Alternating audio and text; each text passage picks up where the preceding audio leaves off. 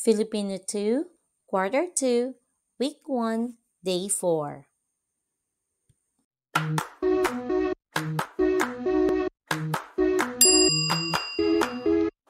Hello, welcome to my YouTube channel. This is Chell. Please share, like, and subscribe. Thank you. Filipino 2, Quarter 2, Week 1, Day 4.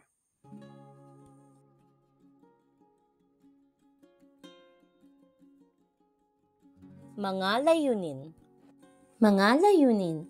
Pagkatapos ng aralin, ang mga mag-aaral ay inaasahang natutukoy ang mga salitang magkatugma, nakikilala ang mga tunog na bumubuo sa salita, nabibigkas sa mga pantig na bumubuo sa mga salita, at nagagamit ang mga salitang madalas gamitin o high-frequency words ukol sa sarili at paaralan.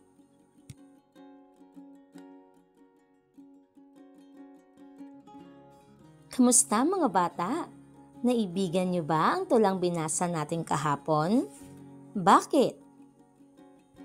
Muli nating basahin ang tulang Ang Batang Magalang, ngunit sa pagkakataong ito, gawin nating pangkatan ang pagbasa ng tula. Hahatiin natin ang klase sa 3 pangkat. Unang saknong ang babasahin ng unang pangkat. Ikalawang saknong naman ang babasahin ng ikalawang pangkat. At ang ikatlong saknong ay para sa ikatlong pangkat.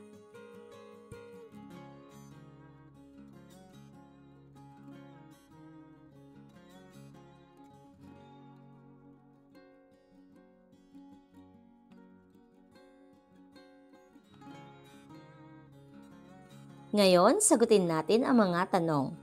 Dapat bang igalang ang lahat ng taong nakakasama natin? Dapat bang piliin lang ang taong igagalang natin? Bakit?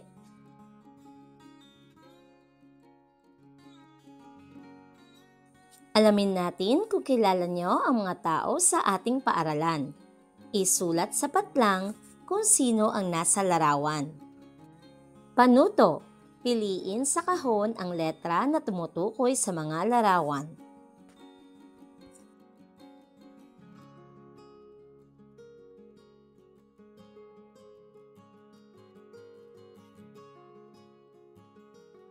Sa pagkakataong ito, bigkasin natin ang mga salita at bilangin ang pantig ng bawat salita. Una, gwardiya. Ilang pantig ang salitang gwardiya? Kalawa, guro. Guro. Ikatlo, nurse. Nurse. Ikaapat, principal. Principal. At ang ikalima, tindera. Tindera. Tukuyin ang mga letra at uri ng letra sa unang pantig ng bawat salita. Isulat sa patlang ang sagot. Ngayon naman mga bata, pumili ng isang salita mula sa hanay A at gamitin ito sa isang pangungusap na maglalarawan sa iyo bilang isang mabuting anak. Iguhit mo. Gamit ang lapis, papel at pangkulay, iguhit kung paano ninyo na ipapakita ang pagiging magalang sa loob ng paaralan. Bibigyan ko lamang kayo ng 3 hanggang 5 minuto para gawin ang gawain. Pamantayan sa pagmamarka. 5 puntos, husay sa pagguhit. 5 puntos, pagpapaliwanag sa katuturan ng ginawa. Kabuoang puntos, 10.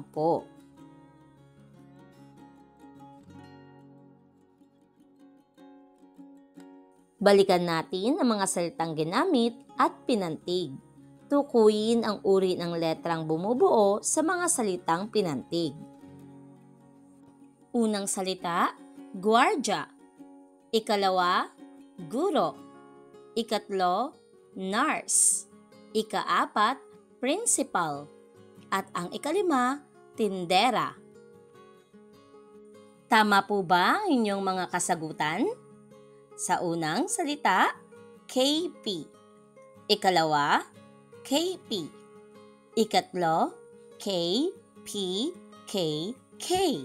Ika-4, K, K, P, K. At ang ika-5, K, P, K.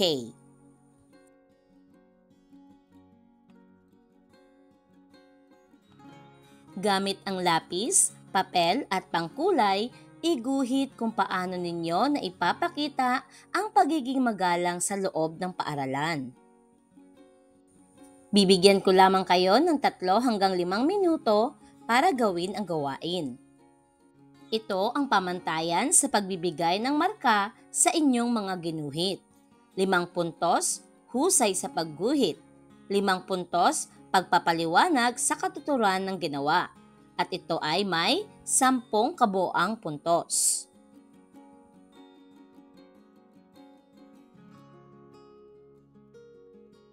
Mga bata, ano ang mga letra na patinig? Ano ang mga letra na katinig? Ano naman ang pantig? Ano-ano ang kayarian ng pantig na tinalakay sa klase? Paano nagkakatulad ang mga salitang magkatugma? Gumawa ng isang chart ukol sa mga bagay, tao, lugar at gawain sa paaralan na naglalaman ng mga sumusunod na detalye. Salita, katugma, pagpapantig, patinig, katinig, at pangungusap. Ito ang halimbawa ng chart na gagawin ninyo.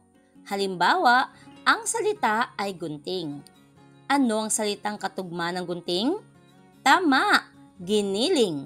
Gunting, giniling. Ngayon, atin silang pagpantigin. Gunting. Ilang pantig meron ang salitang gunting? Tama! Ito ay may 2 pantig. Gun at ting. Ano ang patinig? 2. Iyon ay ang letter U at letter I. Ano naman ang katinig? Meron itong G, N, T, at G. Dahil meron 2 letter N sa salitang gunting, ito ay may 5 katinig. At ngayon naman, gamitin natin ang salitang gunting sa pangungusap. Bago ang gunting ko. Ngayon, ikaw naman.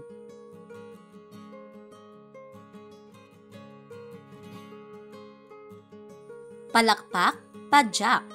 Mga bata, pumalakpak kung ang unang pantig ng salita ay nagsisimula sa patinig at pumadyak naman kung nagsisimula sa katinig. Handa na ba kayo? Mahusay! Unang salita, aklat. Tama, ito ay palakpak dahil ang salitang aklat ay nagsisimula sa titik A at ito ay patinig. Very good mga bata. Ikalawang salita, bag. Very good. Ito ay padyak dahil ang salitang bag ay nagsisimula sa titik B. Ang titik B ay katinig. Mahusay mga bata. Ikatlong salita, klinika. Tama ulit. Ito ay padyak. Ang titik K ay katinig. Ika-4, opisina. Mahusay mga bata. Ang unang letra na letrang O ay patinig. Ito ay palakpak.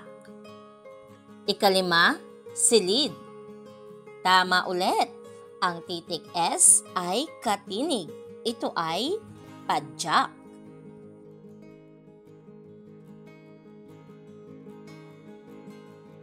Para sa ating pagtataya, panuto, bilugan ng letra na nagpapakita ng wastong pagpapantig ng mga salita sa bawat bilang.